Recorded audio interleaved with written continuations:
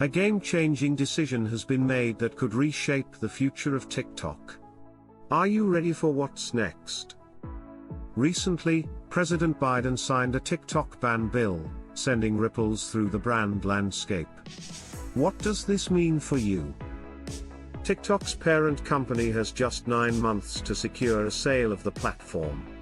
This may affect many brands relying on it. If TikTok fails to comply with the sale, the app could vanish from US app stores, and brands may face challenges. Expect a legal battle from ByteDance as this situation unfolds, potentially delaying the law's impact on your business strategy. But for now, TikTok continues to thrive, with Gen Z actively searching for products. Brands should stay engaged on this platform.